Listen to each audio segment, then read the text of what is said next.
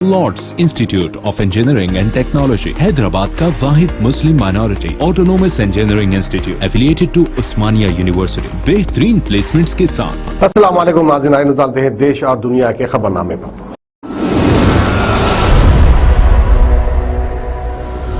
सच news के खबरनामे में सबका इस्तकबाल है। आज की सबसे बड़ी खबर आ रही है पश्चिम बंगाल से। सिलीगुड़ी में युवा संकल्प यात्रा निकालने पर भाजपा अड़ गई। पुलिस ने 30 कार्यकर्ताओं को गिरफ्तार कर लिया है। सिलीगुड़ी मेट्रोपॉलिटन पुलिस के डीसीपी जय टुडू ने इस मामले पर जानकारी देते हुए कहा है कि उन्हें इसलिए गिरफ्तार किया गया क्योंकि उन्होंने युवा संकल्प रैली के लिए इजाजत नहीं ली थी। वहीं गिरफ्तार किए जाने के बाद सिलीगुड़ी के भाजपा कार्यकर्ताओं ने पुलिस के बीच झड़प हो गई। ऐसे में पुलिस ने तमाम कार्यकर्ताओं को गिरफ्तार कर लिया है। पुलिस अपने फैसले पर अड़ी है, कार्यकर्ता अपने फैसले पर अड़े हैं।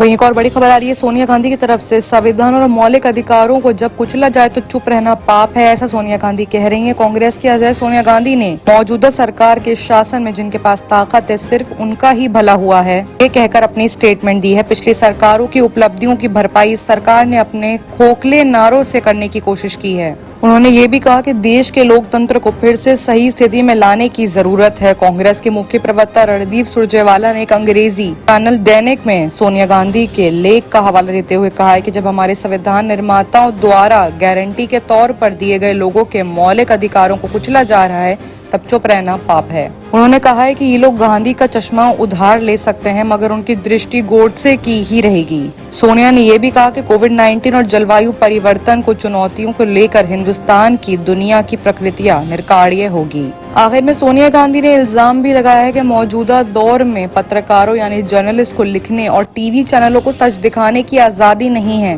राइटर्स को और सोर्सेस को सामने आने की भी आजादी नहीं है। सांसदों को अपनी बात रखने की आजादी नहीं है। उन्होंने ये भी दावा किया है कि आज के वक्त में सांसद भी अपनी बात नहीं रख पा रहा है। ऑक्सीजन की कमी से प्रभावित लोगों को बोलने की आजादी नहीं है और राज्यों के केंद्र से अपने अधिकार मांगने की आजादी भी नहीं है। इसी के साथ सोनिया गांधी ने पूरी तरह से बीजेपी सरकार पर निशाना साधा है और अपनी बात रखते हुए लोगों को आगाह करने की कोशिश भी की है। वहीं एक और बड़ी खबर आ रही है उत्तराखंड से, जहां पर अरविंद केजरीवाल का बड़ा ऐलान हुआ है। कर्नल अजय कोठियाल के चेहरे पर चुनाव लड़ेगी आप। उत्तराखंड में अगले साल होने वाले विधानसभा चुनाव के लिए आम आदमी पार्टी ने कर्नल अजय कोठियाल को मुख्यमंत्री पद का उम्मीदवार बनाने की अनाउंसमेंट की है। इसके साथ आपने उत्तराखंड के देहरादून को पूरे दुनिया के हिंदुओं के लिए आध्यात्मिक राजधानी बनाने का भी ऐलान किया है। दिल्ली के मुख्यमंत्री अरविंद केजरीवाल ने कर्नल अजय कोठियाल को मुख्यमंत्री पद का उम्मीदवार बनाने की घोषणा की है। वहीं खुद को आप पार्टी की तरफ से सीएम फेस बनाए जाने के बाद कर्नल अजय कोठियाल ने कहा है कि मेरे लिए गर्व का दिन है। मुझे पार्टी ने बड़ी जिम्मेदारी दी है। मैंने बहुत चैलेंज देखे और लड़ाइयाँ लड़ी हैं। मुझे पॉलिटिक्स नहीं आती लेकिन केदारनाथ त्रासदी से बहुत कुछ सीखा है। दिल्ली के मुख्यमंत्री केजरीवाल ने कहा है कि इससे पहले मनीष सिसोदिया आए थे। उन्होंने कहा था कि जनता से पूछेंगे। हमने तरह तरह के सर्वे करवाए और सभी ने कर्नल अजय कोठियाल के नाम पर मोहर लगाई। इसके साथ लोगों ने कहा कि सबने उत्तराखंड को लूटा है, लिहाजा अब नेता नहीं देशभक्त फौजी चाहिए। वहीं इसी के साथ कर्नल अजय कोठियाल ने कहा है कि उत्तराखंड को आध्यात्मिक राजधानी बनाने से बड़ा फर्क आएगा। इसके साथ उन्होंने कहा है कि मुझे नई तरह की रणनीति देखकर काम करने में मजा आ रहा है।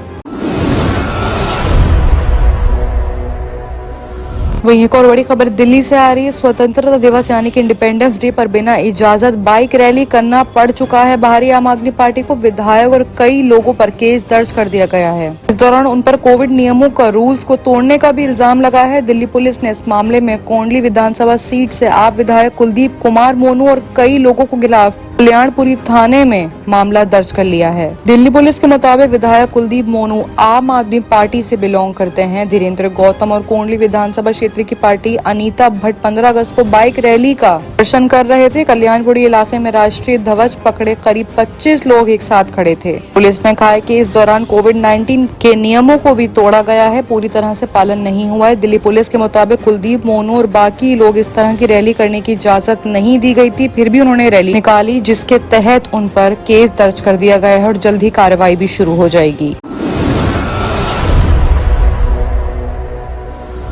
और आइए बात करते हैं इंटरनेशनल खबरों की, जहां पे सबसे बड़ी खबर आ रही है काबुल से, जहां पर काबुल में तालिबानी हुकूमत से खौफ में पूरी तरह से आवाम जूझ चुकी है। सुरक्षा बलों ने अपनी वर्दियां उतार ली हैं, वो ठिकाने ढूंढ रहे हैं, वहीं औरतों ने दफ्तरों से दूरी बना ली है। अफगानिस्तान की राजधानी काबुल पर तालिबान के कब्जे के बाद शहर में खौफ की तस्वीर बनी हुई है। काबुल ने पूरी तरह से सबको अपने कब्जे में ले लिया। इशफाक अली बताते हैं कि हजारों लोगों का हुजूम देश छोड़ने के लिए आधी रात से काबुल के इकलौते एयरपोर्ट पर जमा है। इससे अधिकारियों के लिए एयरपोर्ट पे पाबंदियां लगाना मुश्किल हो रहा है। लोगों की भीड़ वीजा और पासपोर्ट ऑफिस के चक्कर लगा रही है। किसी भी सूरत में देश छोड़ना चाहते हैं, जिनके पास भी किसी देश का वीजा या टिकट है, वो एयरपोर्ट की तरफ कूच रहे हैं। इनमें ज्यादातर वो लोग हैं जिन्होंने अमेरिकी सेना या दूसरे देशों का साथ काम किया है। ये लोग इस बात से काफी डरे हुए हैं। इन्हें उम्मीद है कि अमेरिका, ब्रिटेन आदि देश के लोग अपने नागरिकों के साथ इन्हें भी अपने साथ ले जाएंगे। लोग बेकाबू होकर एयरपोर्ट के अंदर घुस रहे हैं, यहाँ तक कि लोग अपनी जान पर भी खेल रहे हैं। इन सबके बीच यहाँ बहुत बड़ी तादाद में तालिबान लड़ाके भी मौजूद हैं।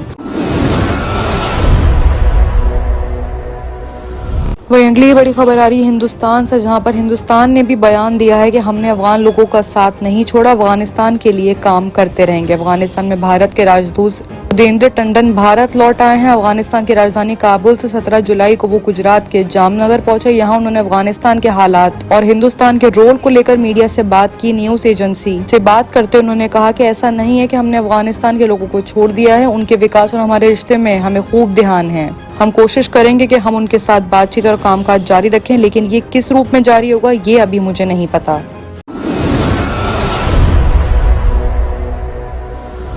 वहीं एक और बड़ी खबर आ रही है पाकिस्तान से। पाकिस्तान में कट्टरपंथी ने तीसरी बार महाराज रणनीत सिंह की को तोड़ा है। पुलिस ने आरोपी को अपने हिरासत में ले लिया है। पाकिस्तान से जुड़े लोगों ने 17 जुलाई को लाहौर में महाराजा रहे रणनीत सिंह की प्रतिमा को तोड़ दिया। स्थानीय मीडिया रिपोर्ट्स के मुताबिक प्रतिमा को तोड़ने वाले लोगों को पुलिस ने हिरासत में ले लिया है। पुलिस ने बताया कि हमलावरों का मानना था कि मुस्लिम में सिख शासक की मूर्ति लगाना उनके धर्म की खिलाफत है। बता दें कि ये तीसरी बार हुआ है जब लाहौर फोर्ट कॉम्प्लेक्स में रणनीत सिंह की प्रतिमा को तोड़ा गया है। महाराजा की 180वीं मूर्ति को जून 2019 में लाहौर किले में 9 फीट की मूर्ति के तौर पर रखा गया था। इस प्रतिमा में रणनीत सिंह को घोड़े पर बैठे, हाथ में तलवार लिए और सिख पोशाक में दिखाया गया है। ऐसे में पुलिस का कहना है कि काफी बुरा हादसा है। हम लाहौर किले की सुरक्षा बढ़ाएंगे ताकि आगे ऐसा कोई हादसा ना हो।